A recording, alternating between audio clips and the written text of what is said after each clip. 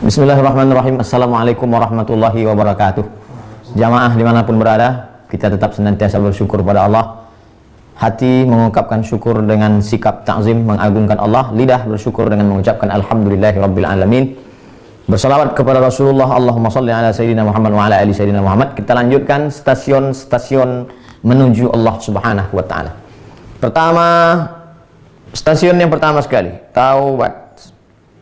Sudah kita lewati, menuju stasiun berikutnya, mujahadah. Sudah. Malam ini stasiun yang ketiga, al-khalwah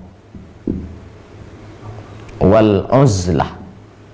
Khalwah, khalwah artinya diambil dari kata sunyi, sepi, bersunyi-sunyi. Yang selama ini ramai hiruk pikuk teman, kawan, sahabat, tetangga, kawan sekantor. Cobalah mensunyikan diri. Jadi stasiun yang ketiga ini sangat tepat sekali dengan kondisi kita saat ini, sedang bersunyi-sunyi, sedang menyepikan diri. Lalu kemudian satu lagi, uzlah. Uzlah artinya mengasingkan diri dari keramaian. Itu secara simpelnya. Kita akan bahas penjelasan secara detailnya. Akhbarana Abul Hasan Ali bin Ahmad ibn Abdan. Guru saya, kata Imam Abdul Karim Al-Qushairi, namanya Imam Abul Hasan Ali bin Ahmad ibn Abdan, meriwayatkan kepada kami. Akhbarana Ahmad bin Ubaid Al-Basri. Guru kami Ahmad bin Ubaid Al-Basri meriwayatkan kepada kami. Abdul Aziz bin Muawiyah meriwayatkan kepada kami. Al-Qa'nabi meriwayatkan kepada kami. Abdul Aziz bin Abi Hazim meriwayatkan kepada kami. Riwayat itu bersumber dari bapaknya, An Ba'jah bin Abdullah Al-Badr bin Badr Al-Juhani, dari gurunya bernama Ba'jah bin Abdullah bin Badr Al-Juhani. An Abi Hurairah, dari sahabat Nabi yang mulia bernama Abu Hurairah radhiyallahu anhu, qala Rasulullah sallallahu alaihi wasallam, Rasulullah bersabda, "Inna min khairi ma'aishin nasi kullihim rajulan akhidan bi'inani farasihi fi sabilillah." Cara gaya hidup manusia ini ketika terjadi fitnah hiruk pikuk huru-hara hanya dua cara saja. Yang pertama, ambil tali kekang kudamu. In sami'a fuz'atan aw hay'atan, ketika mendengar ada hiruk pikuk, suara, teriakan, fitnah, perang, cara kau menjalani hidup cuma dua saja. Pertama, ambil tali kekang kudamu, karena alamatni farasihi, duduklah engkau di atas kuda, yabtaghil mauta awil qatla fi mazarnih. Yang kau cari cuma dua saja, mauta, mati syahid, awil qatla, atau membunuh, karena saat itu mempertahankan diri, mempertahankan negeri, mempertahankan akidah. Terbunuh sebagai mati syahid atau membunuh sebagai mujahid. Yang kedua, aw rajulan fi ghanimatin lahu fi ra'si syu'fatin min hadhihi syu'ab. Kalau kau tidak sanggup duduk di atas kudamu untuk mati jihad fi sabilillah, maka naiklah kau ke atas bukit. Aw fi batni wadin, atau turun ke bawah lembah. Naik ke atas bukit yang tinggi atau turun kau ke bawah lembah. Min hadhihi al-awliyah yuqimus shalah, salat, yu'ti zakah, bayar zakat, wa ya'budu rabbahu, banyak-banyak beribadah, hatta ya'tiyahul yaqin, sampai mati. Pilihan kau cuma ada dua. Naik ke atas kudamu, ambil tali kekangnya, berjihadlah sampai mati syahid, atau kau menjadi seorang mujahid, atau naik ke atas bukit, atau turun ke bawah lembah, salat, zakat, banyak-banyak ibadah sampai mati. Laisa minan nas illa fi khair. Karena saat itu banyak kematian-kematian. Sudah sampaikah kita di zaman itu? Sebagian ulama mengatakan sudah sampai. Makanya ada sebagian yang pergi ke atas bukit karena melihat fitnah yang begitu hebat dan dahsyat. Inilah dasar. Ini hadisnya sahih enggak nih Pak Ustaz? Hadis riwayat Muslim. Inilah dasar orang khalwah, bersunyi-sunyi diri. Inilah dasar orang uzlah, mengasingkan diri dari keramaian. Qala al-ustaz, al-khalwatu, khalwah itu adalah sifatu ahli safwah. Mensunyi-sunyi, bersunyi-sunyi, menyepikan diri, jauh dari hiruk pikuk keramaian dunia, itu adalah sifatnya orang-orang pilihan. Wal uzlatu min amarati ahli waslah. Sedangkan uzlah, mengasingkan diri, menjauhkan diri dari orang banyak, itu adalah tanda-tanda orang yang sudah waslah.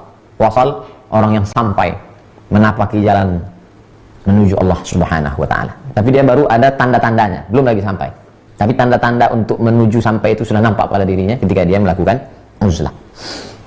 Wala budda lil muridi, mesti seorang murid orang yang punya keinginan kuat untuk menapaki jalan-jalan ini, melewati stasiun-stasiun menuju kehadirat Allah ini, fi ibtida'i halihi, di awal keadaan kondisinya, minal uzlah, dia mesti uzlah, mengasingkan diri, an abna'i jinsihi, dari kawan-kawan, dari sahabat-sahabat, dari teman-teman, dari jiran tetangga.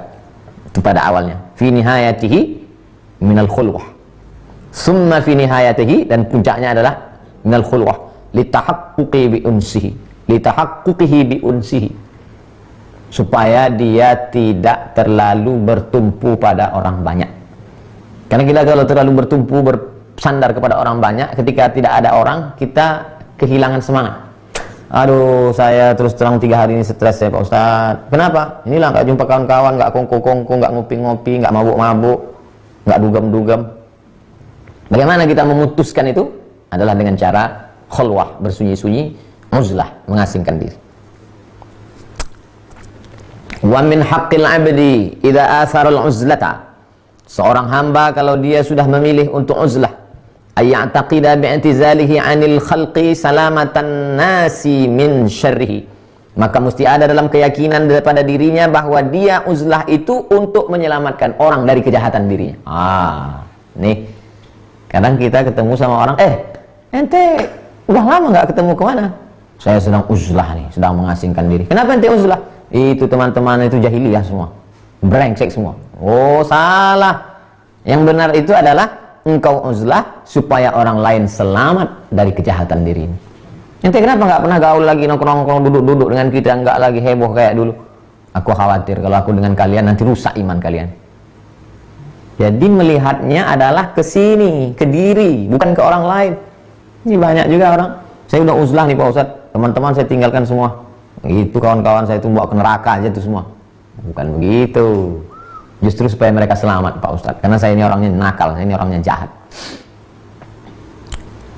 Wala yaqsudu salamatahu min syarril khalqi, bukan maksud dia uzlah itu menyelamatkan dirinya dari kejahatan orang lain, tapi justru dengan uzlah itu dia menyelamatkan orang lain dari kejahatan dirinya. Sadar dia bahwa dia jahat, orang lain baik. Fa innal awwala minal qismaini, karena orang yang uzlah itu terbagi kepada 2. Pertama, natijatu istisghari nafsihi, orang yang uzlah mengasingkan diri itu yang pertama karena menganggap dirinya kecil, rendah, hina, tak ada apa-apa. Wasani syuhudu maziyatihi alal khalqi, dia merasa diri dia lebih hebat, lebih alim, lebih zuhud, lebih mulia, lebih terhormat, lebih agung, lebih. Jadi kalau nampak ada orang uzlah, belum tentu dia menapaki jalan ini. Kalau ada orang mulai mengasingkan diri, belum tentu dia termasuk golongan ini. Tapi mesti kita tahu apa motivasi dia. Kenapa kamu uzlah? Saya uzlah ini karena saya lebih mulia dari mereka. Bukan itu. Kenapa kamu uzlah? Saya uzlah karena saya tak ada apa-apanya. Saya ini hina, saya ini banyak dosa. Kalau saya tetap dengan mereka, rusak mereka nanti. Itulah uzlah yang sesungguhnya. Wa man istasghara nafsahu fahuwa mutawadhi'un. Siapa yang melihat dirinya kecil, rendah, hina, tak ada apa-apanya, bukan apa-apa dan bukan siapa-siapa, fahuwa mutawadhi'. Dialah orang yang tawadhu. Man tawadha'a lillah illa rafa'ahu Allah. Siapa yang merendahkan dirinya, Allah angkat derajat. Wa man ra'a li nafsihi maziyatan ala ahadin, dan siapa yang melihat dirinya lebih hebat, lebih alim, lebih berilmu, lebih faqih, lebih banyak hafalan, lebih banyak pengalaman, fahuwa mutakabbir, maka dia orang yang angkuh dan sombong. La yadkhulul jannah, tak masuk surga. Man kana fi qalbihi, siapa yang dalam hatinya mithqala habatin min khardalin min kibrin, ada sombong sebesar biji sawi. Hai yang sudah uzlah, tanya, mengapa engkau uzlah? Selama ini kita melihat perbuatan orang, tapi Imam Al-Qushairi mengajak kita bukan melihat perbuatannya, tapi apa motivasi di balik perbuatan itu. Actionnya bagus, tapi di balik action itu apa yang membuat dia beraksi. Waru'a ba'dur ruhban, ada ruhban adalah orang yang mengasingkan diri. Orang yang mengasingkan diri, mendekatkan diri kepada Allah, menjauhkan diri dari manusia. Faqila lahu, lalu ditanyakan kepada si ruhban, antara rahib, engkau seorang ruhban yang menjauhkan diri dari makhluk, dari manusia, mendekatkan diri kepada Allah? Dia menjawab, la, saya bukan rahib, ana harisu kalbin, saya penjaga anjing. Hah? Kamu jaga anjing? Inna nafsi kalbun, diriku ini, hawa nafsuku ini seperti anjing liar, ya'qurul khalqa, anjing liar yang selalu mengganggu makhluk. akhrajtuha min bainihim. Maka kalau ada anjing liar, anjing rabies yang mengganggu masyarakat, air liurnya menetes, menggigit, menyebabkan orang kena penyakit, maka dia mesti dikeluarkan. Maka aku keluarkan anjing rabies ini dari kerumunan orang, supaya apa? Liyaslamu minha, supaya manusia selamat. Liyaslamu, salima yaslamu, supaya orang selamat dari anjing rabies tersebut. Jadi pandanglah diri kita ini seperti, Masya Allah, jauh rendah hina di bawah. Bukan seperti seekor kambing yang menanduk ke depan, menyipak ke belakang, menyikut ke kiri, bukan. Tapi jauh lebih hina daripada itu, anjing liar yang mengganggu orang. Maka daripada anjing ini mengganggu, biarlah ku keluarkan dia dari kerumunan manusia. Wa marra insanun bi ba'dis salihin. Ada seseorang lewat jalan, melewati orang-orang saleh. Fajama'a dzalika syaikhu siyabahu. Lalu kemudian ada seorang syekh di situ, ujung jubahnya ditariknya. Faqala lahu ar-rajul, orang yang dekat dengan dia berkata, "Lima tajma'u anni siyabaka?" Kenapa engkau tarik ujung jubahmu dariku? Laisat siyabi najasah. Kenapa kau tarik ujung jubahmu tadi dariku? Memangnya aku ini najis? Kita lewat, duduk dekat orang. Tiba-tiba orang yang dekat kita itu menarik kainnya. Jubah itu biasanya panjang, ditariknya ujung jubahnya. Kenapa ente tarik ujung jubah ente? Ente takut ujung jubah ente kotor, memangnya aku ini najis? Maka syekh, syekh yang menarik ujung jubah itu dia, apa kata dia? Wahamta fi zannika. Engkau keliru. Engkau keliru, saudaraku. Siyabi hiyan najasah. Kainku inilah yang najis. Jama'tuha angka, kutarik kainku ini li'alla tunajjis siyabaka, supaya tidak menodai pakaianmu. Lalikai tunajjis siyabi, bukan karena engkau mengotori pakaianku, tapi aku khawatir kainku inilah yang mengotori engkau.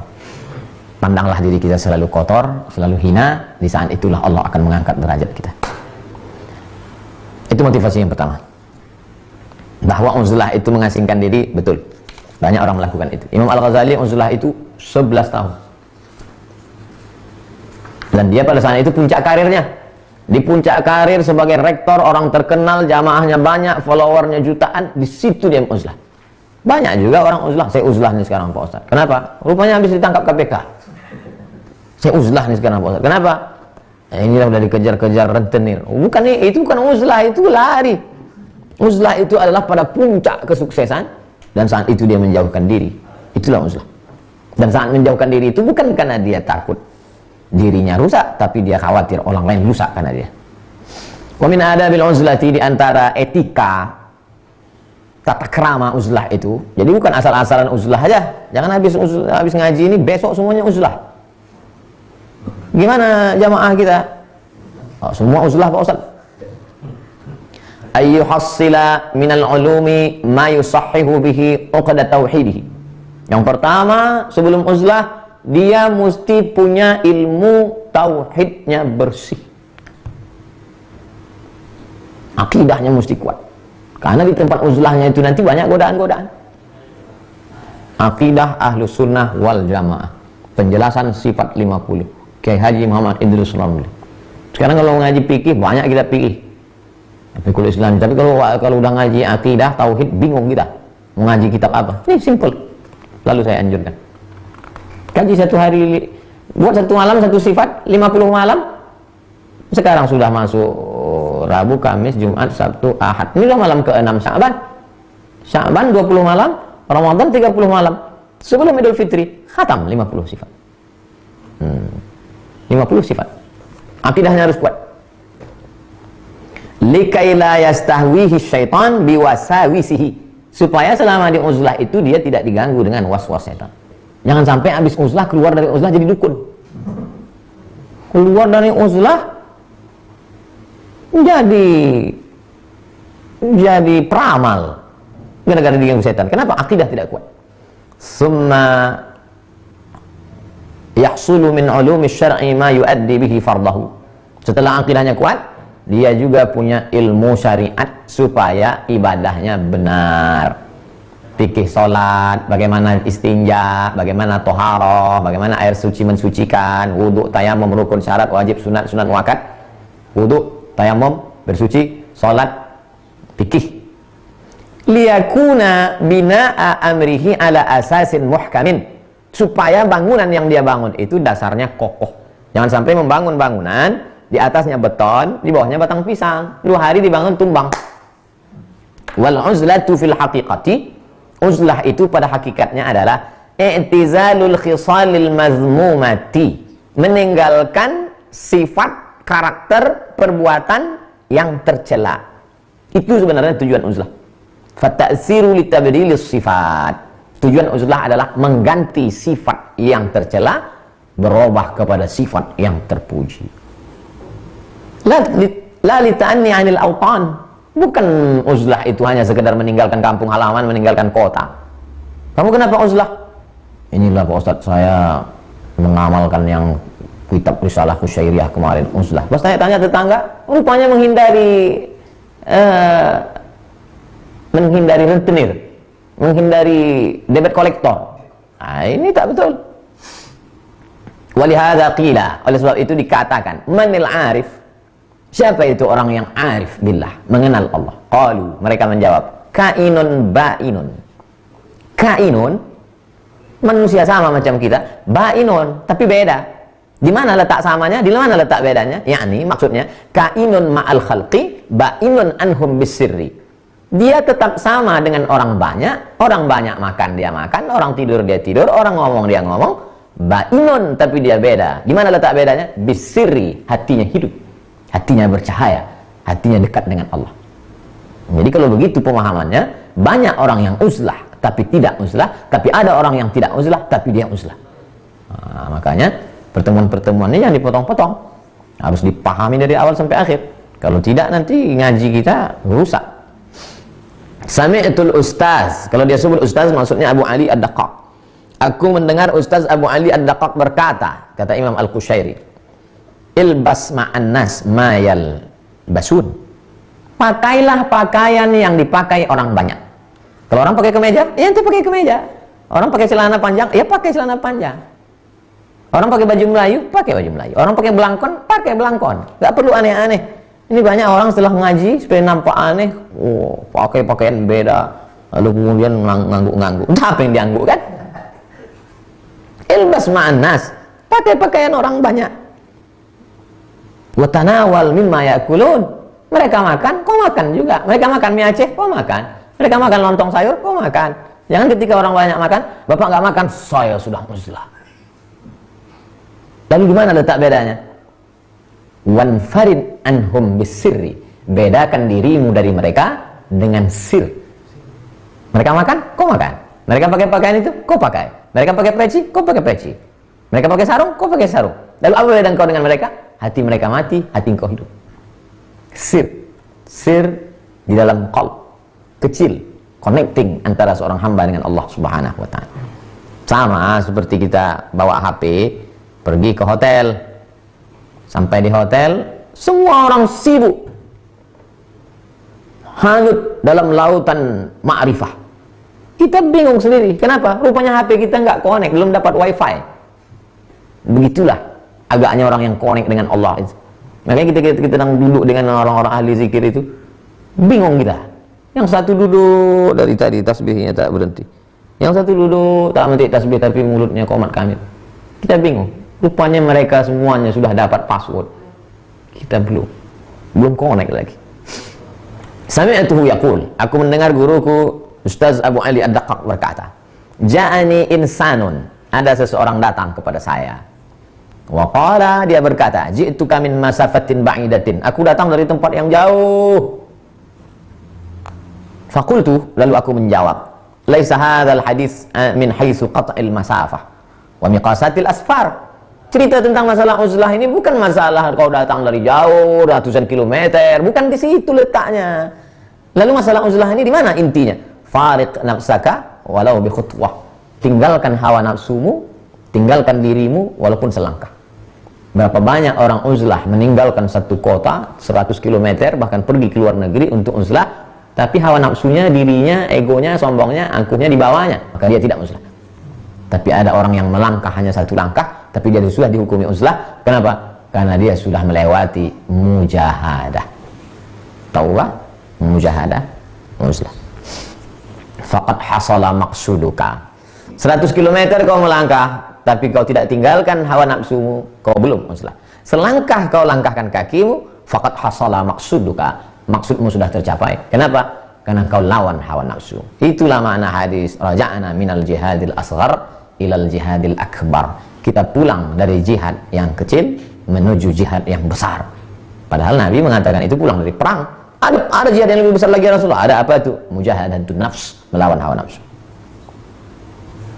Wa yuhki an Abi Yazid, diriwayatkan dari Imam Abu Yazid, dia berkata, ra'aitu Rabbi azza wa jalla fil manam. Aku melihat Allah dalam tidurku. Kalau makna melihat Allah itu bukan melihat zatnya, tapi melihat kuasanya yang ditunjukkannya. Seperti Musa alaihissalam melihat cahaya sebesar ujung jari, percikan kuasa Allah SWT. Jadi nanti kalau baca kitab, aku melihat Allah, oh dia adalah la tudrikul absar, Allah tak bisa ditangkap dengan mata. Wa huwa yudrikul absara, dia yang melihat mata. Wa huwa latiful khabir. Faqultu, aku berkata kepada Allah, kaifa ajiduka, how I find you, bagaimana aku bisa menemukanmu ya Allah? Apa kata Allah menjawab, fariq nafsaka wa ta'al, tinggalkan dirimu, tinggalkan hawa nafsumu, datanglah kemari. Itulah makna hadis, in atani yamshi ataituhu harwalah. Kalau hambaku itu mendekatkan diri kepadaku berjalan, aku akan mendekati dia berlari. In taqarraba alayya abdi, kalau hambaku itu mendekatkan diri kepadaku shibran, sejengkal, taqarrabtu ilaihi zira'an, aku akan dekati dia sehasta. In taqarraba, kalau dia mendekati aku zira'an, taqarrabtu ilaihi ba'an, aku akan dekati dia selengan. Sejengkal kau dekati Allah, Allah mendekat kepadamu sehasta. Sehasta kau dekati Allah, Allah mendekat kepadamu selengan. Berjalan engkau mendekati Allah, Allah mendekatimu berlari. Tapi ayat ini mesti ditakwil, kalau tidak nanti mengatakan sifat Allah berlari. Maksudnya Allah lebih dari yang kau lakukan. Kau lawan nafsu makanmu, kau lawan nafsu tidurmu, kau lawan nafsu cinta kekuasaanmu, kau lawan nafsu cinta hartamu, maka Allah akan menolong. In tansurullah, kalau kau tolong dirimu mendekatkan diri kepada Allah, yang surkum, Allah menolong engkau, diberinya engkau taufik, diteranginya hatimu, sehingga engkau mudah untuk dekat kepada Allah. Sami'tu Syekh Abu Abdurrahman As-Sulami rahimahullah, aku mendengar guruku Syekh Abu Abdurrahman As-Sulami, dia berkata, aku mendengar Abu Uthman Al-Maghribi, dia berkata, man ikhtara al-khalwah ala suhbah yanbaghi an yakuna khalian min jami'il adhkar illa dhikra rabbah. Siapa yang lebih memilih khalwah daripada suhbah, kita selalu berteman, berkawan, bersahabat, jalan bareng, makan bareng, suhbah namanya. Tapi kemudian kita memisahkan diri, bersendiri-sendiri, khalwah namanya. Ini bisa juga jadi istilah ini. Marilah kita khalwah dan uzlah. Daripada pakai istilah-istilah yang menakutkan, apa namanya? Lockdown. Dengarnya aja udah pucat. Khalwah, suhbah, uzlah. Siapa yang lebih memilih khulwah daripada suhbah, yang bagi ayyakuna khalian min jami'il adhkar, maka pada saat khulwah itu tidak ada lagi yang dalam pikirannya illa zikra rabbih, kecuali mengingat Allah subhanahu wa ta'ala. Jadi waktu saya ditanya oleh Syekh, waktu saya tanya Syekh Profesor Dr. Umar Al-Ma'ruf Ali, Syekh, ada nggak suluk di Sudan? Suluk katanya. Nah, maaf, suluk, tak ada suluk. Suluk, saya bilang, seorang duduk 10 hari atau 40 hari meninggalkan segala hiruk pikuk dunia. Khalwah. Oh, cuma beda. Di tempat kita namanya suluk, di Sudan namanya khalwah. Jadi yang tepat itu memang khalwah. Khalwah, orang tidak mengingat yang lain, yang diingatnya Allah subhanahu wa ta'ala. Makanya ketika ada orang bertanya kepada Tengku Zulkarnain, Ustaz Tengku, ya, kenapa orang bersuluk itu pakai kelambu? Umumnya di Riau, di Sumatera Utara, di Sumatera, di Semenanjung Melayu, orang kalau sedang khalwah itu pakai kelambu. Jadi dijawab Tengku Zulkarnain, karena banyak nyamuk. Mungkin beliau menjawab khatibun nasa ala qadri uqulihim, karena memang orang yang nanya itu awam, jadi jawabannya yang simpel aja. Kenapa pakai kelambu? Karena banyak nyamuk. Tapi sebetulnya kenapa ditutup dia pakai kelambu? Supaya dia seolah-olah sedang berada di alam barzakh. Karena kalau kelambu peta itu pandang ke kanan, ya macam dalam kubur itulah. pandang ke kanan, dinding yang lahat, ke kiri lahat, ke depan lahat, tak ada yang diingat lain kecuali Allah, Allah, Allah, Allah, Allah, Allah, Allah, Allah, Allah, Allah, Allah. Inilah maksudnya. Khalian min jami'il azkar, tak ada yang diingat lain illa dzikra, kecuali mengingat Allah Subhanahu wa taala. Dan guru pun ngasih dari mulai terbit fajar subuh sampai nanti ini 24 jam jangan kurang dari 15.000 kata dia. Maka Allah Allah Allah Allah Allah Allah Allah Allah Allah Allah men-set up itu di dalam, dan melekat dia di dalam, tak ada diingat lain kecuali. Wa khaliyan min jami'il iradat, tidak ada keinginan-keinginan lain illa ridha, kecuali ridha Allah Subhanahu wa taala. Tak ada keinginan yang lain kecuali hanya ridha Allah Subhanahu wa taala. Wa khaliyan min mutalabatin nafsi min jami'il asbab, khalian, sunyi, kosong, tidak ada sedikit pun tuntutan hawa nafsu untuk melakukan sebab. Untuk sampai kepada tujuan mesti ada sebab. Ketika orang sedang khalwah, dia tidak berpikir tentang sebab karena semuanya sudah serahkannya kepada Allah Subhanahu wa taala. Fa illam yakun bihadhihi sifati, kalau orang yang khalwah itu tidak punya sifat ini, fa inna khalwatahu tuqi'uhu fi fitnatin awwaliyah, maka khalwatnya itu hanya akan menjerumuskannya ke dalam fitnah dan bala saja. Apa fitnah dan balanya? Khalwah dia, pejamnya mata, tapi yang diinginkannya bukan Allah, ingin kebal, ingin berjalan di atas air, ingin supaya perempuan yang dicintainya itu jatuh cinta cepat dengan dia, ingin supaya, maka apa yang, jadi dalam perjalanan itu banyak simpang-simpangnya, banyak lika-likunya. Itu yang dimaksud. Kalau makanya sebelum itu dikatakan ilahi anta maqsudi wa ridhaka matlubi, ya Allah, engkau saja yang kumaksud. Makanya kadang tuan guru bertanya, tadi dalam khalwah itu apa yang kau nampak? Oh, tiba-tiba datang seorang yang pakai jubah tuan guru, mau menawarkan saya, maukah engkau kuajarkan doa supaya kau bisa berjalan di atas air? Setan itu, setan. Karena tujuan kita bukan itu. Tujuan kita adalah Allah Subhanahu wa taala. Makanya mesti ada mursyid. Mursyid, apa sih mursyid itu? Ribet, sulit, payah betul. Mursyid gaet. Jadi kalau kita mau pergi ada gaetnya. Kalau tidak kita salah pulau. Umrah aja pakai gaet. Pak Ustadz, katanya Hajar Aswad itu orang susah nyium rame. Tadi saya mudah aja. Rupanya yang dicium kurnia ini. Salah gaet. Tak pakai mursyid. Waqila, ada pendapat ulama, al-infiradu fil khalwati, bersendirian dalam khalwah, dirinya sendiri, zikirnya sendiri yang diingat Allah, tujuannya sendiri hanya mencari ridha Allah, tuntutannya sendiri tidak menuntut-nuntut yang lain, hanya menuntut mencari yang Allah semata, Allah, Allah, ajma' lidawa'is silwah, maka itulah yang akan mengumpulkan, menyatukan segala maksud sampai kepada tujuan, ketenangan, kelapangan, kemudahan batin. Itulah makna firman Allah Subhanahu wa taala, ala bidzikrillah tatmainnul qulub, dengan banyak berzikir mengingat Allah hati menjadi tenang. Ada dulu pernah seorang dokter datang dari Pariaman. Dia termasuk peneliti tentang tesis S2-nya di Fakultas Kedokteran Universitas Anu tentang ayat ala bidzikrillah tatmainnul qulub. Kalau orang banyak berzikir dengan Allah, hatinya menjadi tenang. Jadi kalau yang ceramah itu ustadz, saya sudah sering dengar, tapi ketika dokter tesis S2 spesialis jantung, ternyata dengan banyak berzikir jantung orang menjadi sehat. Wah, saya tertarik betul mendengar itu. Wah, ini mantap ini ustadz, karena itu ada kombinasi antara ilmu zahir spesialis jantung dengan ilmu batin. Barulah orang yakin percaya. Karena sekarang terlalu banyak ahli kalau bicara tidak pada bidangnya, man takallama fi ghairi fannihi ata bil ajaib. Siapa yang bicara tidak pada bidangnya, ngomongnya ajaib-ajaib, aneh-aneh. Qala Yahya bin Mu'adz, Imam Yahya bin Mu'adz berkata, unzur, perhatikan baik-baik, wahai orang yang khalwah, wahai orang yang bersunyi-sunyi diri.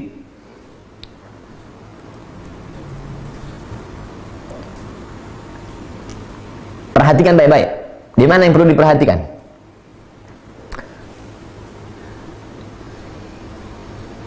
Apakah engkau khalwah itu karena dirimu, atau engkau khulwah itu karena Allah Subhanahu wa ta'ala. Unsuka bil khulwati au unsuka ma'ahu fil khulwati. Engkau saat khulwah itu tenang karena dirimu, atau karena engkau merasakan tenang, nyaman, adem, ayem itu karena bersama dengan Allah. Fa in kana unsuka bil khulwati dhahaba unsuka idza kharajta minha. Kalau engkau tenang saat khulwah karena khulwah itu, maka keluar dari khulwah tenangmu hilang. Karena engkau tenang karena khulwah. Tapi kalau engkau tenang karena Allah, maka di saat khulwah kau tenang, keluar dari khulwah itu pun tenang. Perhatikan baik-baik. Unsuka bil khulwati au unsuka ma'ahu fil khulwati. Engkau merasakan ketenangan karena khulwah, atau engkau merasakan ketenangan karena bersama dengan Allah saat khulwah. Kalau engkau tenang karena khulwah, keluar dari khulwah kau tak tenang. Tapi kalau engkau tenang karena Allah, dalam khulwah engkau tenang, di luar khulwah pun engkau tenang. Fa in kana unsuka bil khulwati, kalau engkau tenang karena khulwah, dhahaba unsuka idza kharajta minha, maka ketenanganmu akan pergi ketika engkau keluar dari khulwah. Wa in kana unsuka bihi fil khulwati, tapi kalau kau tenang karena bersama Allah saat khulwah, istawat lakal amakinu fis sahara awil barari.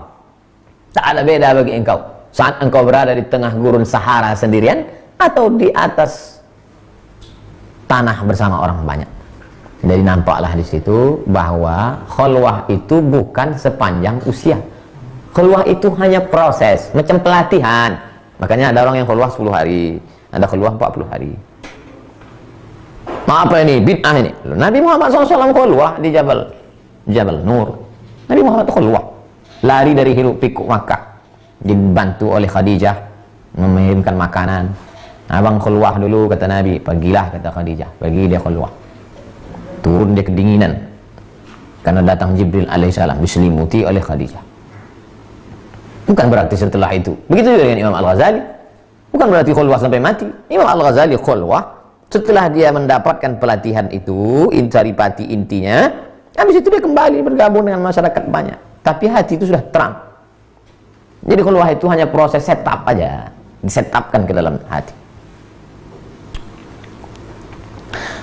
In kana unsuka bihi fil khulwah, karena engkau merasakan tenang itu bukan karena khulwah, tapi karena Allah dalam khulwah, istawat lakal amakin. Tak ada bedanya bagimu nanti setelah keluar, apakah engkau berada di gurun Sahara sendirian atau di tengah keramaian.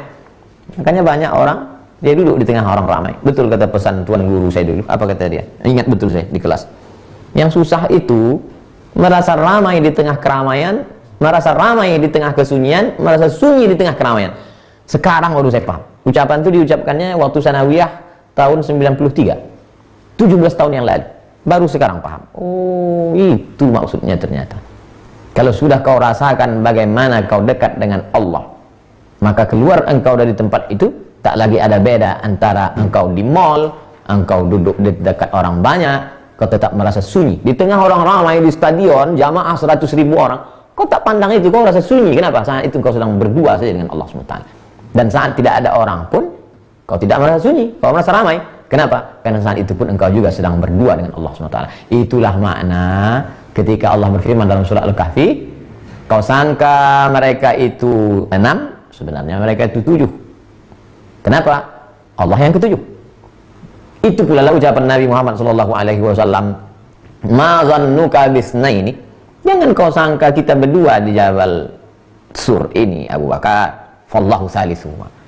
Kalau kau sangka kita berdua di sini, Allah yang ketiga. La tahzan, jangan kau takut, jangan kau cemas, jangan kau ngeri. Innallaha ma'ana, Allah bersama kita. Sami'tu Muhammad bin Husain, aku mendengar guruku Muhammad bin Husain berkata. Muhammad bin Husain berkata, aku mendengar Mansur bin Abdullah berkata. Mansur bin Abdullah berkata, aku mendengar Muhammad bin Hamid berkata.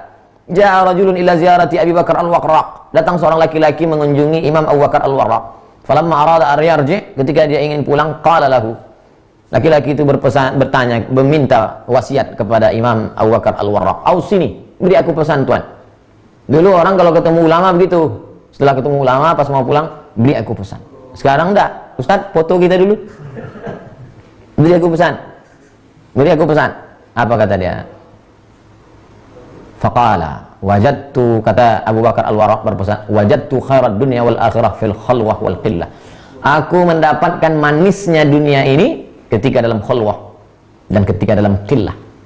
Sikit makan, sikit tidur, sikit cakap, disitulah aku merasakan manisnya dunia. Wa syarrahuma, dan aku dapati buruknya, jeleknya dunia ini fil kasrah wal ikhtiar. Banyak cakap, banyak pikir, banyak keinginan, banyak itu, banyak ini. Wal ikhtilat, ketika bercampur, berkawan, beramai-ramai, disitulah rusaknya dunia. Artinya pesan Imam Abu Bakar Al-Warraq apa? Sering-seringlah berkhalwah. Tak sanggup setahun 40 hari di bulan Ramadan, makanya kita diajarkan ada i'tikaf khalwah. Saya Abdul Somad dari tanggal 16 Maret ini tidak akan mengisi pengajian dimanapun sampai waktu yang tidak ditentukan. Nah, ini khalwah ini namanya khalwah lil corona. Tak ada kegiatan khalwah. Wa sami'tuhu yaqul, aku mendengar guruku berkata, aku mendengar Mansur bin Abdullah berkata, aku mendengar Al-Jurairi berkata, su'ila 'anil uzlah, dia ditanya tentang uzlah, dia menjawab, ad-dukhulu baina az-ziham wa tamna'u sirraka alla yuzahimuka. Ini orang yang sudah keluar dari khalwah. Engkau masuk di tengah keramaian, ramai di situ, banyak orang, wa tamna'u sirruka alla yuzahimuka. Tapi hatimu yang sudah hidup, sir yang ada dalam qalbu itu bisa mencegah engkau supaya engkau tidak larut dalam orang banyak itu. Itulah mengapa ikan itu tidak asin dia. Kenapa ikan itu dalam laut tak asin? Karena dia hidup. Kalau mati, jadi ikan asin. Engkau hidup di depan orang ramai, ada tetangga, ada kawan, ada sahabat, tapi hatimu bisa terjaga. Nah, ini orang yang sudah kuat. Wa ta'zilu nafsaka 'anil atham, dan engkau dapat jaga dirimu dari dosa. Wa yakunu syarruka marbutan bil haqq, maka pada saat itu kejelekanmu terikat dengan hak, dengan Allah Subhanahu wa taala. Nah, ini orang yang sudah sering uzlah sehingga terpelihara, terjaga dia. Kita akan lanjutkan kajian tentang uzlah ini besok. Pertemuan yang kedua tentang khulwah dan uzlah, insyaallah. Jamaah dimanapun berada, kita akan bincang-bincang dengan Tuan Guru Kiai Haji Abdullah Gimnastiar A'agim. Jangan kemana-mana setelah yang satu ini.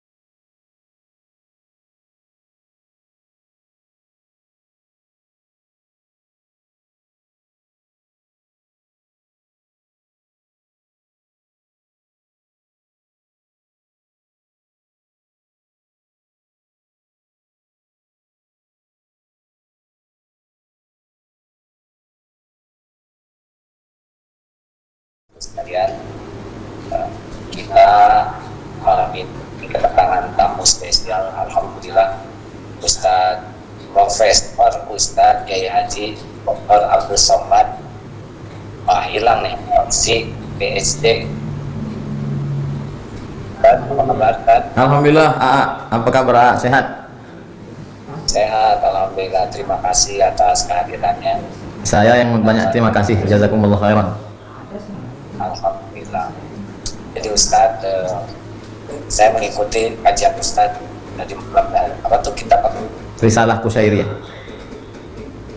Ya, Masya Allah, itu bab jahadah. Kalau tadi bab uzlah ya. Uzlah, Masya Allah.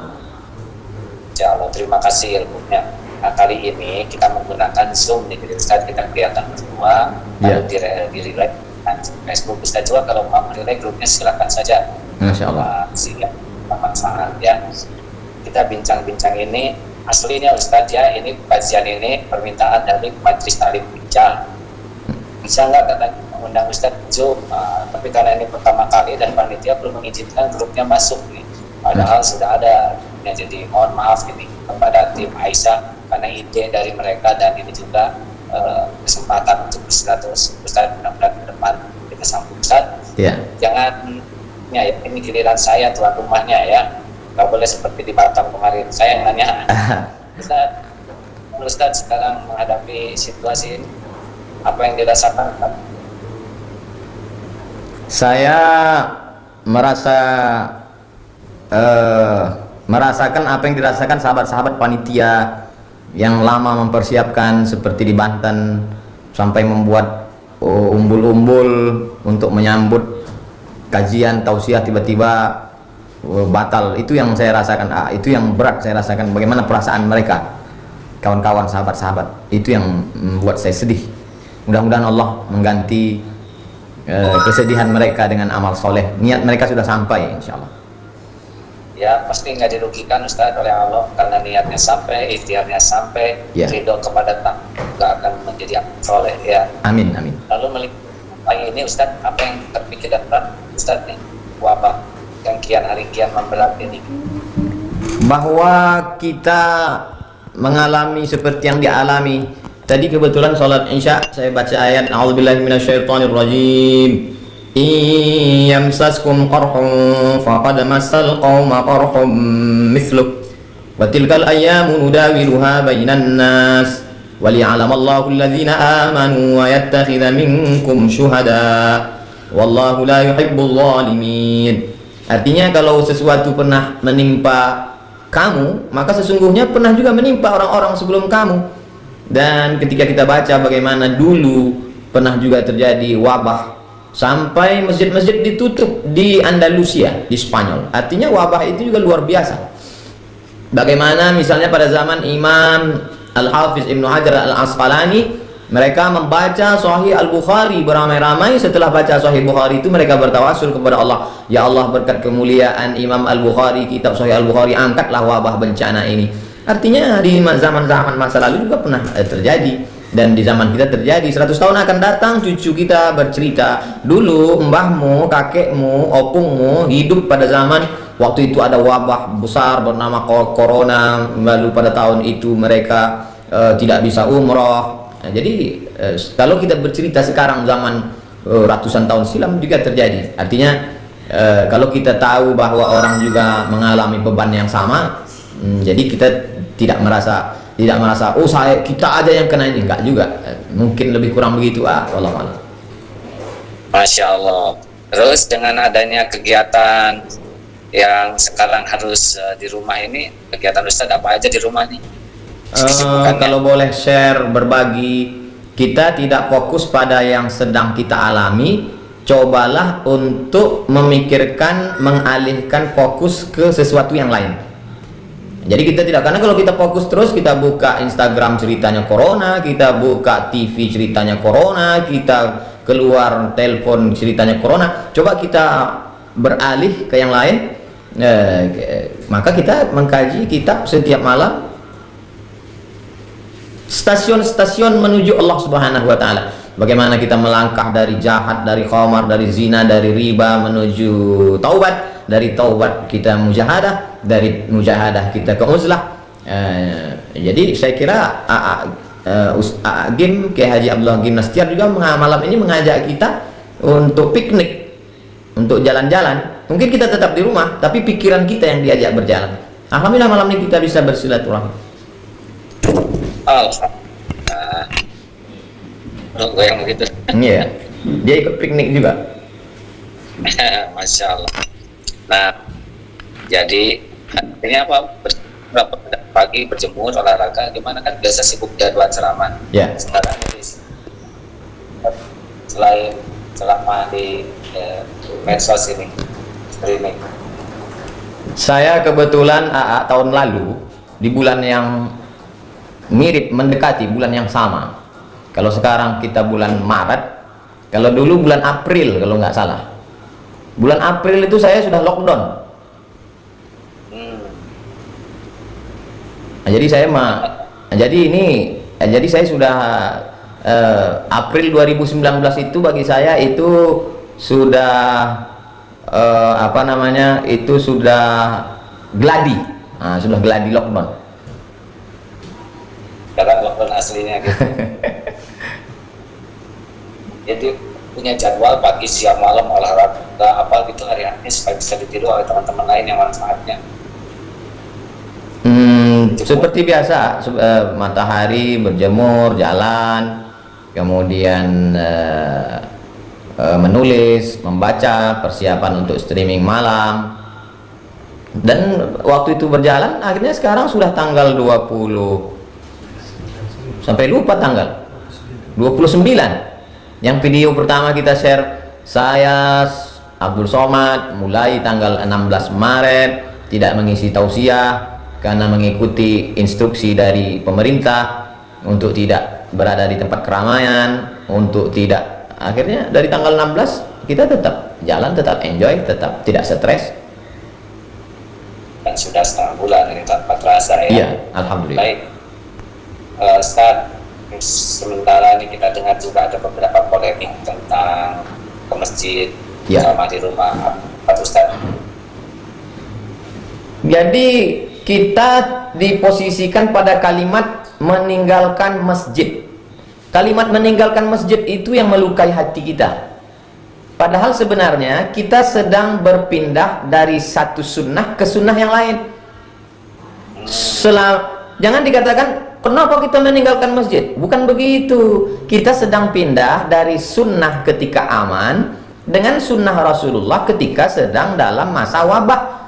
Dalam masa aman, sunnahnya adalah memakmurkan masjid. Dalam masa kondisi sekarang, sunnahnya adalah kita lebih memilih keselamatan. Maka yang kita lakukan sekarang ini juga adalah sunnah. Kata Nabi SAW, firra minal majzum firaraka minal asad. Larilah engkau dari orang yang terkena penyakit menular seperti engkau lari dari singa. Jadi hari ini kita sedang melarikan diri dari orang yang terkontaminasi penyakit seperti larinya dari singa. Ini juga sunnah. Jadi kalimat ini besar pengaruhnya Kiai Haji Abdullah Gim Nastiar. Jadi pemilihan kata itu saya lebih memilih dengan menggunakan bahasa daerah. Di Riau mungkin lebih familiar tuna di rumah. Tuna di rumah, stay at home. Mungkin bahasa Sundanya apa itu? Menetaplah di rumah. Cicing. Jadi ini jawaban yang indah ya. Kita bergerak dari sunnah ke sunnah lain. Ada yang mengucapkan gini, Ustaz, saya sih jangan takut oleh virus. Kami tidak takut oleh virus, tapi takut kepada Allah sehingga tetap memaksakan untuk ke masjid. Bagaimana pendapat Ustaz tentang perkataan itu? Kami tidak takut ke virus, kami hanya takut ke Allah. Itu satu sisi ada sombongnya, kita bisa masuk dalam takbur. Kalau sampai kita, ini kan beda virus dengan singa kan, yang satu kelihatan, yang satu enggak kan. Seandainya ini kebun, mohon maaf, kebun binatang, singanya lepas, iya kan, singanya lepas. Lalu kemudian ada satu orang dilarang sama Pak RW, mas, jangan keluyuran. Lalu dia mengatakan, saya hanya takut pada Allah. ke singa gitu ya. Jadi kita dalam Islam diajarkan, Ahlus Sunnah wal Jamaah mengajarkan kita untuk ikhtiar, ada usaha. Bahwa kemudian terjadi, berarti kita beriman kepada rukun iman yang keenam, takdir baik, takdir buruk. Tapi sebelum itu ada usaha ikhtiar, dan usaha itu sunnah. Jadi yang kita lakukan hari ini sunnah. Kami tinggal di Pulau Sumatera, Provinsi Riau, 50 menit dari Kuala Lumpur. Sampai hari ini kita tidak lockdown. Dan pesawat dari Kuala Lumpur masuk 2 kali satu hari, pesawat pagi, pesawat siang. Bagaimana kalau ada penumpang itu yang datang, dia terkontaminasi, lalu dia datang ke masjid, dia menginjakkan kaki, dia bersihin batuk di tempat wudhu, dia bersalaman. Kecuali misalnya kita sudah lockdown, lalu kemudian tidak ada pesawat satupun yang masuk, semua pintu kota ditutup, yang buka hanya kantor polisi dan tentara untuk pengamanan, dan supermarket, tempat belanja, dan semua sudah dicek, semuanya sehat. Dan di pintu masjid ada detektor, kalau ada satu virus detektornya bunyi, itu bisa kita tetap melaksanakan sholat berjamaah dengan sholat Jumat. Ini sekarang kita tidak tahu siapa yang membawa. Saya sendiri tidak yakin bahwa saya steril. Nah, kalau ngomong-ngomong tentang lockdown, kan ada yang sekarang diterjemahkan banyak daun-daunan karena lockdown, daun. Ada yang tidak ngerti. Kalau lockdown. Nah, lockdown ini dalam sejarah Islam nggak tuh ada lockdown tutup seperti itu, Ustaz? Jadi kalau kita baca fikih-fikih dulu itu kan misalnya kita baru boleh sholat qashar itu kan setelah melewati sur al-balad, tembok kota. Jadi memang kalau kita pergi ke Rabat di Maroko hari ini, kebetulan dulu saya waktu sekolah kan tinggalnya di kota Rabat. Jadi Rabat itu sampai hari ini memang kotanya ada temboknya. Keliling kota itu ada tembok. Tembok itu tetap bisa utuh terjaga karena memang hujannya jarang dan dia terbuat dari batu gunung. Jadi ketika zaman dulu kalau terjadi wabah suatu kota, itu pintu tembok itu ditutup rapat. Sehingga orang luar tidak masuk dan orang yang di dalam tidak keluar, karena kota itu ada temboknya. Dan kota Al-Madinah Al-Munawwarah dulu juga, kalau kita bisa kita browsing, coba cari gambar Madinah zaman dulu, itu ada temboknya keliling. Kalau terjadi sesuatu, musuh datang dari luar, itu pintu. Makanya ada riwayat tentang Umar bin Khattab menerima kunci dari Bethlehem dari Palestina, yang kuncinya dipegang oleh pendeta Nasrani. Artinya kota itu ada temboknya, ada pintunya, ada kuncinya. Jadi ketika lockdown, ya tinggal tutup pintu aja. Kalau sulit menggambarkannya, tonton film Troy.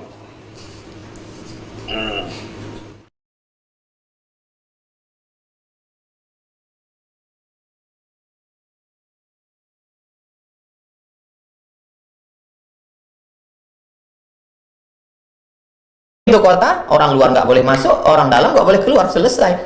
Cuman kita sekarang kan ada kereta api, ada bis, ada akses jalan banyak. Jadi zaman dulu mereka lebih mudah untuk lockdown. Iya. Baik. Wah, alhamdulillah. Selanjutnya nih pertanyaan enak paling enak bagi yang nanya satu sama ya. Saya waktu di Batam, Ustaz bisa nanya saya nggak bisa berkelit. Sekarang Ustaz harus jawab ya. Janji, terima kasih. Lalu Ustaz, nih, ini kan antara keyakinan, ada Jabariyah, ada Qadariyah, ada Ahlus Sunnah wal Jamaah. Sekarang ini bisa kelihatan nggak yang berpaham Jabariyah, atau mereka semau-maunya saja pindah-pindah keyakinan ini? Yang selama ini mengaku Ahlus Sunnah, mulutnya berkata Ahlus Sunnah, justru sekarang bisa kelihatan dia Jabariyah. Artinya tidak ada, ya udah terserah aja lah, mau matilah. Kalau Ahlus Sunnah tidak begitu. Ahlus Sunnah, Allah kasih kita ikhtiar, Allah kasih kita al-kasbu, ada usaha. Kalau Qadariyah ekstrim, dia berkata tidak ada takdir. Tapi saya sampai hari ini masih ada ikhtiar usaha. Andai terjadi juga, disitulah kita baru bisa berkata, dari mulut kita berkata qadar Allah, ini sudah takdir Allah SWT. Tapi bahwa hari ini kita mendengar Majelis Ulama mengajarkan ke Kementerian Agama untuk menggulung karpet, kemudian Majelis Ulama mengajak menutup, bahkan tadi saya baca berita Sekjen MUI mengajak pemerintah untuk lockdown itu salah satu dari usaha, salah satu dari ikhtiar, salah satu dari al-kasbu, menunjukkan kita ahlus sunnah wal jamaah, kita berpegang pada sunnah, kita bukan kelompok ahlul bid'ah. Ahlul bid'ah waktu itu kan Jabariyah, Murji'ah, Qadariyah, Syiah, Mu'tazilah, keluar dari ahlus sunnah. Kita berpegang kepada sunnah Rasulullah SAW. Jadi jangan ragu-ragu untuk menyempurnakan ikhtiar, ihris ala ma yanfa'u wasta'in billah wala ta'jaz. Itu saja. Masya Allah. Bersungguh-sungguh. Masya Allah. Jazakumullah khairan. Minta tolonglah kepada Allah dan janganlah bersikap lemah. Iya. Ya kan gitu, Ustaz? Nah, Ustaz sudah hafal dalilnya. Baik, nah sekarang Ustaz kan situasi semakin berat ini nih. Kelihatannya kepatuhan umat kepada ulama itu ada poin tersendiri nggak, Ustaz? Seperti sekarang ya, sebetulnya kan bagi yang sudah daerah merah begini, kalau tidak ke masjid sebetulnya tidak rugi sama sekali, dia sudah dapat pahala. Biasa ke masjid, kita akan tidak ke masjid karena uzur juga dapat pahala. Kemudian kita menjauh dari kemudaratan, dapat pahala. Tidak mencelakakan orang lain, dapat pahala. Patuh kepada ulama juga dapat pahala. Jadi sebetulnya luar biasa dalam keadaan ini kalau kita betul-betul pakai hati dan kecernian berpikir. Gimana menurut Ustaz bahwa ya kita ke majelis ulama itu ada poin khusus tidak?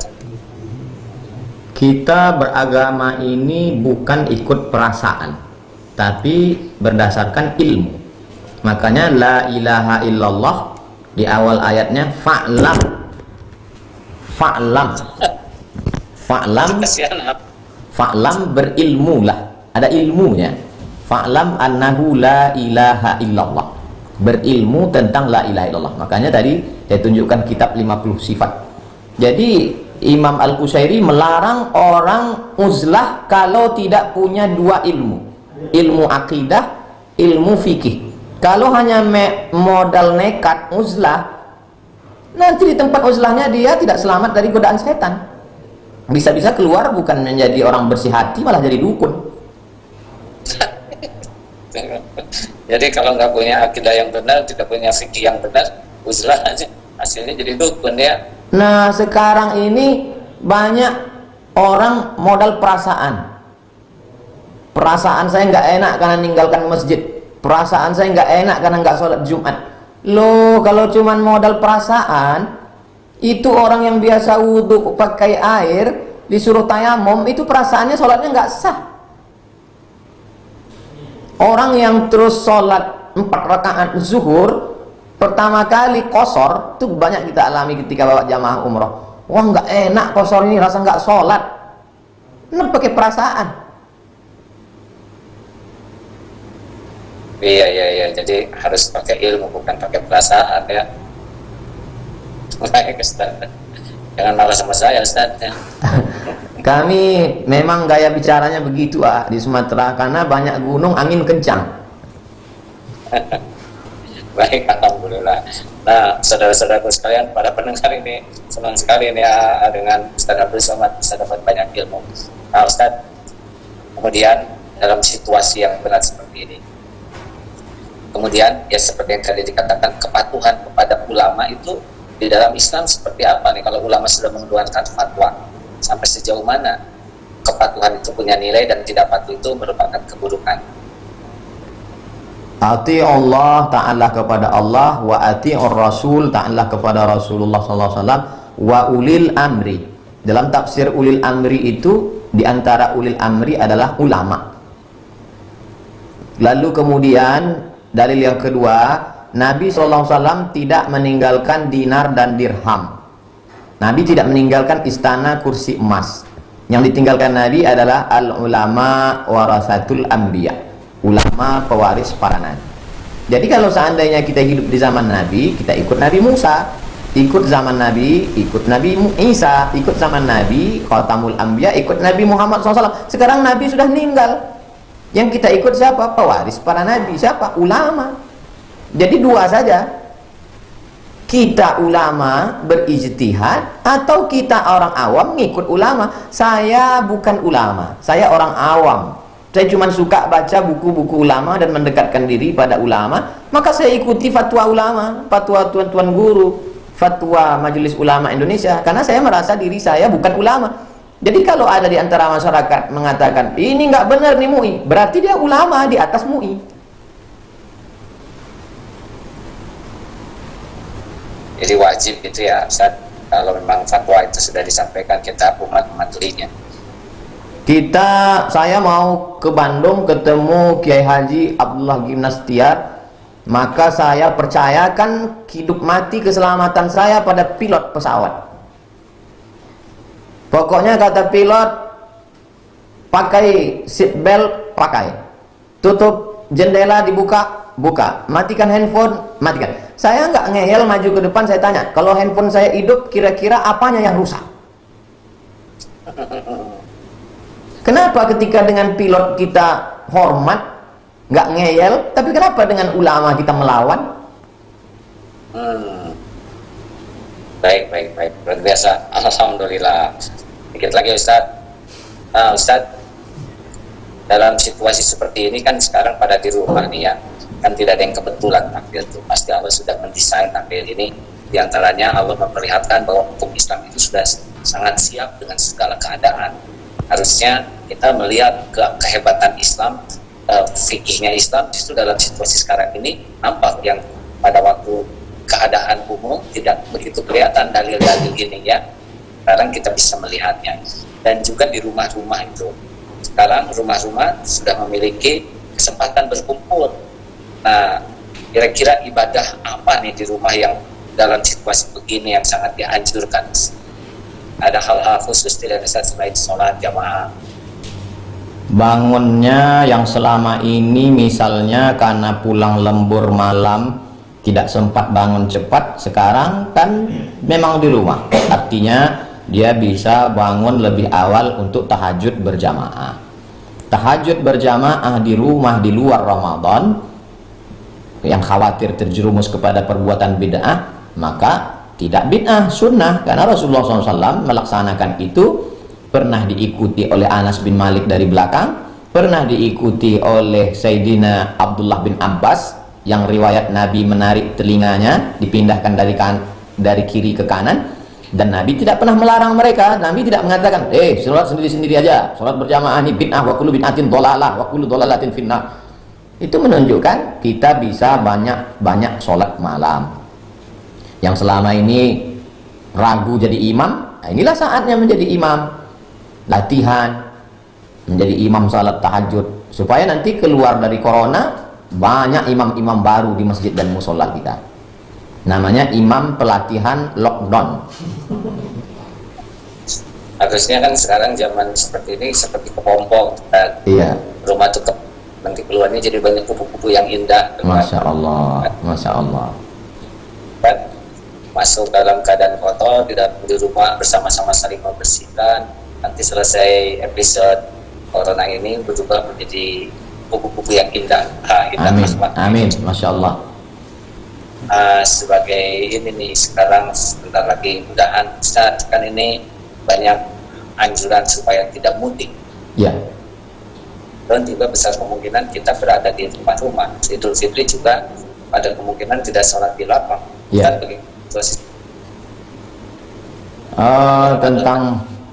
Tentang masalah sholat tarawih di rumah, maka Nabi Shallallahu Alaihi Wasallam sholat tarawih malam pertama di masjid, malam kedua di masjid, malam ketiga di masjid, malam keempat jamaah berkumpul dan Nabi tidak ke masjid. Besok paginya kata Nabi, aku tahu kamu tadi malam ramai berkumpul, khasyitu an yufrada alaikum, aku tidak keluar karena khawatir kamu nanti berat karena tarawih menjadi fardu. Nah sekarang saatnya kita sholat tarawih di rumah berjamaah, lalu kemudian dengan sholat witir, tadarus Al-Quran, yang selama ini malu belajar Al-Quran, inilah saatnya belajar. Kalau ragu mendatangkan guru, sekarang kita buktinya tadi kita bisa menyimak bacaan surat Ar-Rahman menggunakan program Zoom. Jadi sebenarnya malam ini Agim sedang mengajarkan kita untuk persiapan mengisi hari-hari kita punya program-program yang luar biasa ke depan insya Allah. Masya Allah. Kalau itu tentang masalah sholat id, apakah disyaratkan jumlah? Misalkan kita sudah dapat pastikan beberapa rumah itu dapat dipastikan dia tidak terkontaminasi, belum suspek, belum kena beberapa rumah, maka dia bisa melaksanakan di tanah lapang kecil selama menurut tradisi itu sudah disebut jamaah, maka dia bisa laksanakan berjamaah. Dan ada satu fatwa ulama, orang yang ketinggalan sholat id, dia bisa sholat sendirian. Nanti saya akan postingkan lengkapnya.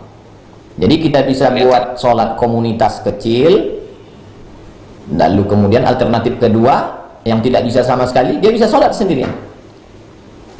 Ini kelihatannya harus kita persiapkan kalau memang nanti kondisinya belum memungkinkan sholat id seperti biasa. Ya, Insya Allah. Ustadz, nanti dalil-dalil fatwa-fatwanya itu mudah-mudahan bisa membantu masyarakat lebih paham dan tidak bertengkar ya. Insya Allah kita akan ke pertanyaan-pertanyaan dari Agim tadi, nanti kita buatkan tanya jawabnya dengan dalil-dalilnya, masalah tarawihnya, masalah witirnya, tadarusnya, sholat idnya, halal bihalalnya, namanya fikih corona.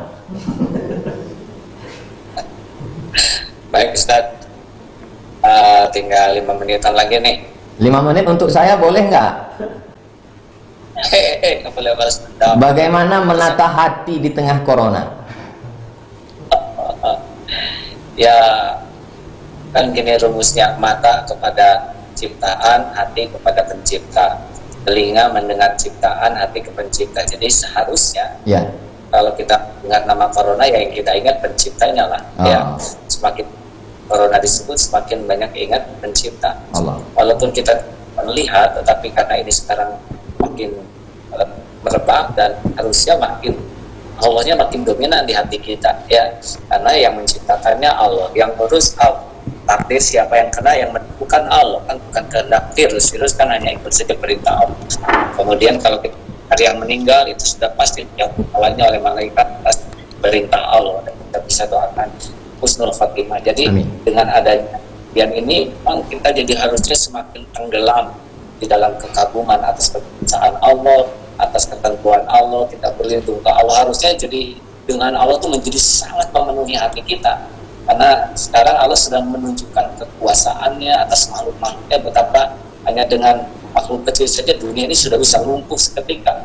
Allah mengumpulkan orang sekarang di rumah, yang kita sekarang ngumpul sendiri, yang kaya-kaya kehilangan uang triliunan sekejap saja bisa hilang sekarang, ya, yang gagah-gagah perkasa menjadi ketakutan sekejap juga sekarang ketakutan. Bagaimana pesawat terbang sekarang dihentikan, berhenti. Polusi yang biasanya tiap hari banyak, sekarang polusi jadi berkurang. Kolam jadi bening lagi, langit jadi lebih jernih lagi, sebentar lagi lebih jernih lagi, ya. Karena betapa Allah merubah begitu banyak hal hanya dengan mendatangkan virus. Jadi kalau kita hanya sibuk bercerita tentang sakit, banyak korban, namanya itu memang tidak apa-apa. Tapi harus ada yang lebih besar lagi. Karena yang penting dari virus corona ini adalah takut dan takut ke Allahnya menguat. Itulah begitu ya kira-kira. Jazakumullah khairan. Karena kan banyak ini sekarang kan pada perasaan kan, perasaan yang selama ini ketemu orang sibuk, tiba-tiba dalam hal ini lebih masalah menata hati, lagi-lagi manajemen qalbu dan tauhidnya.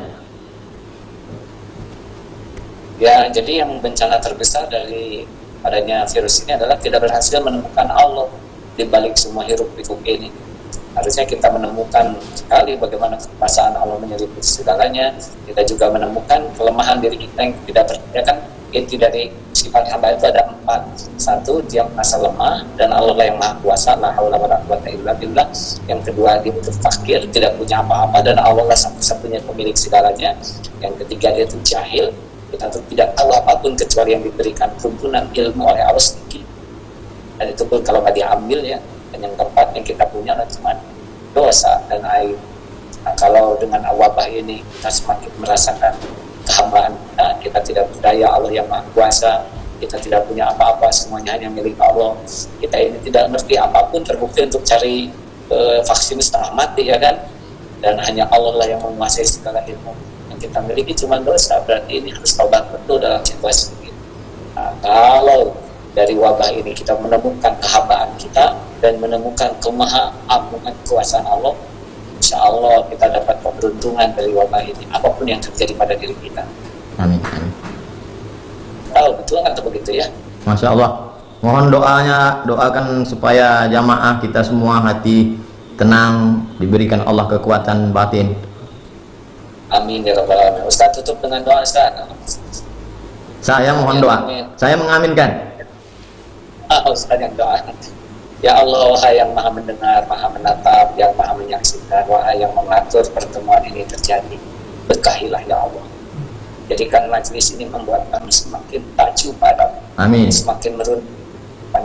Amin Ya Allah, dan hikmah di balik semua kejadian. Allah maftah lana hikmatan, unsur alaina rahmatan, amin, jalali, Allahumma ala dzikr, amin, wa syukri, ni ibadat.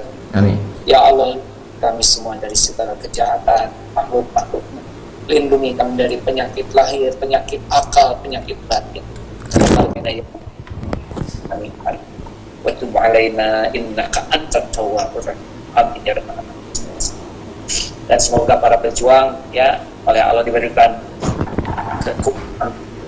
kekuatan iman dan keistiqomahan dalam membantu yang sedang sakit ini. Amin ya Allah. Terima kasih. Jazakumullah khairan AA Kiai Haji Abdullah bin Nastia. Barakallahu fikum. Jazakallah khair Ustaz. Masya Allah, terima kasih banyak ilmunya. Doakan. Ini di semua medsos ini rekod, alhamdulillah. Masya Allah. Doakan selalu. Jazakumullah. Mudah-mudahan tidak keberatan kalau suatu saat ada bincang-bincang lagi seperti ini. Yang akan datang saya pembawa acaranya ya. Barengan aja lah giliran ya. Jazakallah. Wa iyyakum. Salam untuk semua jamaah. Baik. Ya, demikian sahabat-sahabat yang baik, kita sudah mendapat curahan ilmu yang banyak dari guru kita Ustaz Abdul Somad. Semoga Allah mencintainya. Amin. Amin. Akhir majlis, Allahumma bihamdika asyhadu an la ilaha illa anta astaghfiruka wa atubu ilaik. Wassallallahu ala sayyidina Muhammad walhamdulillah. Waalaikumsalam warahmatullahi wabarakatuh. Waalaikumsalam.